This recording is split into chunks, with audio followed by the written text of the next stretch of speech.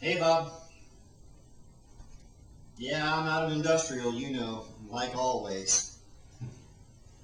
Sure, I can take a minute to talk, even though I'm really swamped.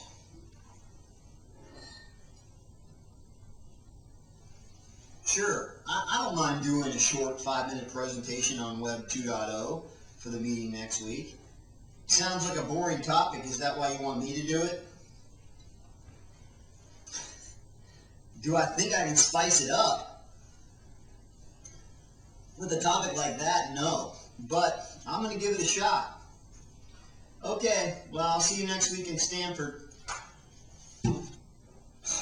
I always get the JV assignments. I bet Greg, McHugh, Wrestler, and Carnival don't have anything to do like usual. Give it to Jamie. He'll do it.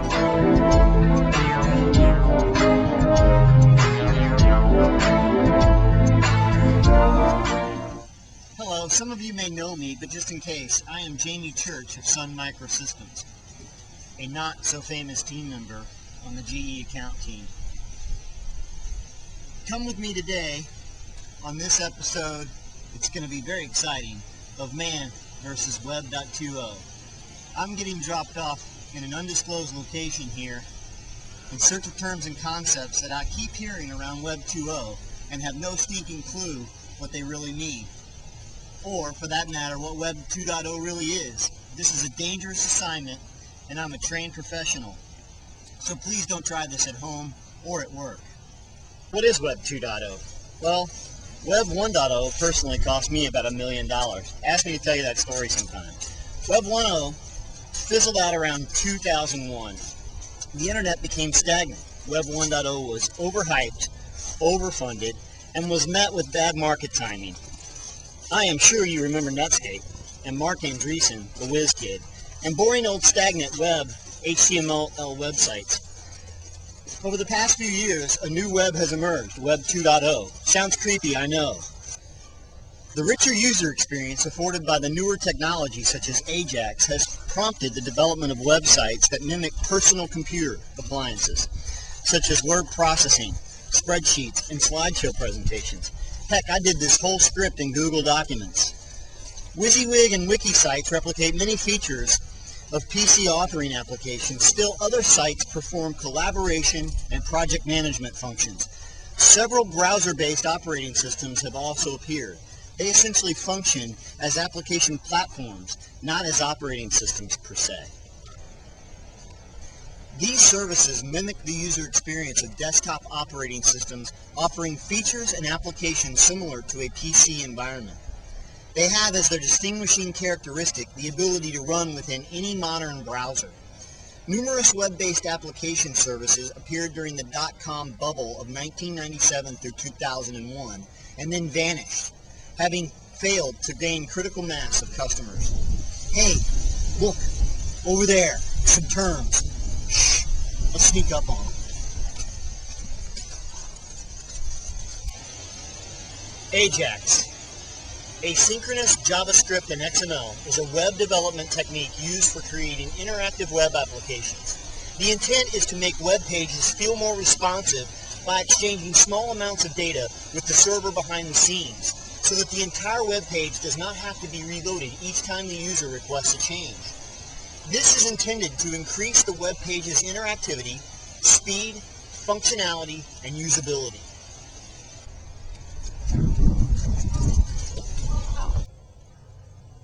Wow! Did you see that? Another rich internet application, or RIA, Flash by Adobe.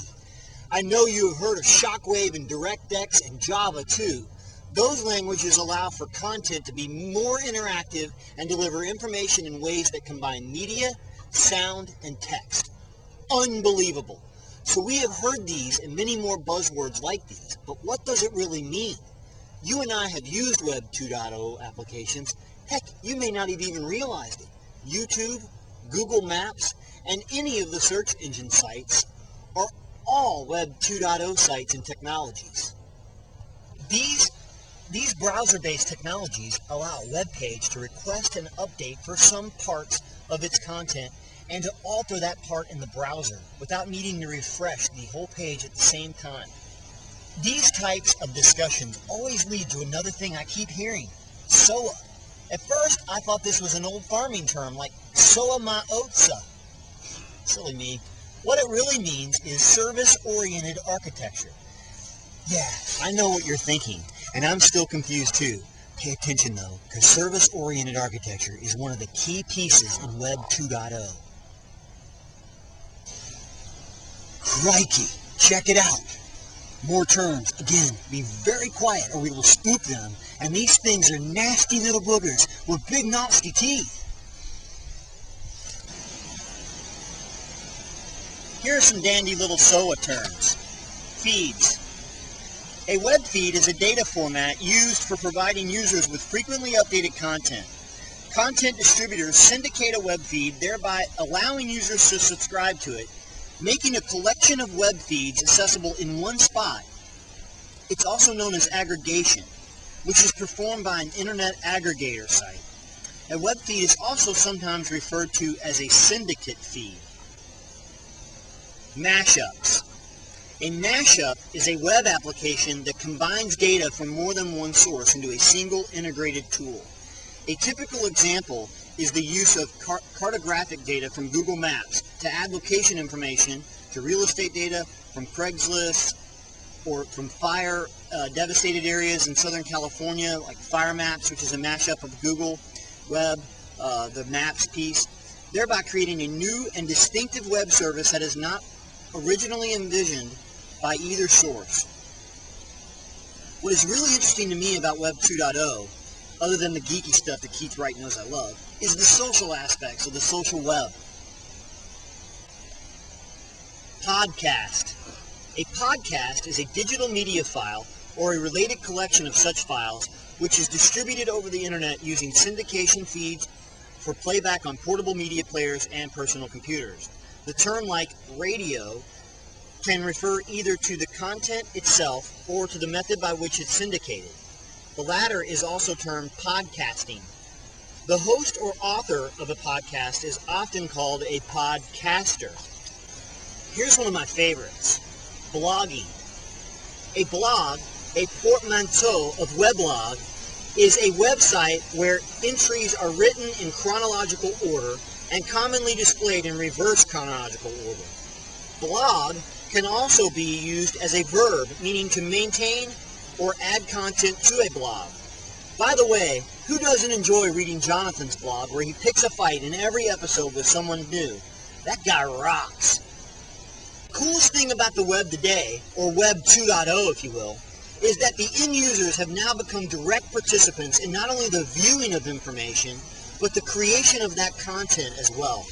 Sites like Facebook, YouTube, and many more put the content creation and socialization aspects of that content directly into the hands of the folks using them.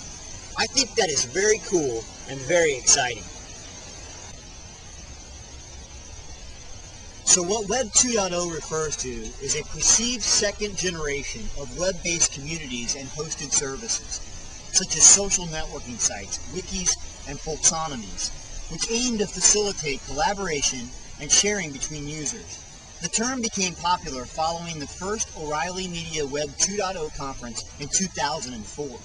Although the term suggests a new version of the World Wide Web, it does not refer to an update to any technical specifications, but to the changes in the way software developers and end users are interacting with and using the internet. According to Tim O'Reilly, Web 2.0 is the business revolution in the computer industry caused by the move to the internet as a platform and an attempt to understand the rules for success on that new platform. Yes, I know what you're thinking. You would have rather had another PowerPoint slide deck, and I apologize for letting you guys down. Although this has been an incredible journey, and Bob, I gave it 50%, as usual. When I get my blog going, you guys stop by and check it out, okay? Otherwise, keep a lookout on YouTube for another episode of Jamie Church's Man vs. Web 2.0. Thanks, and now I better get back to cleaning up Siebel before the red emails start flowing again. Ta-ta!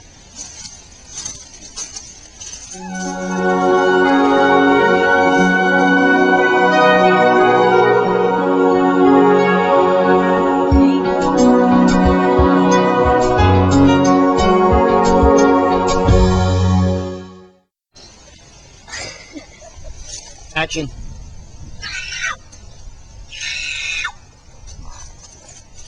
That was disturbing. We almost got hit by one. That was freaking. Alright, you ready? Here we go.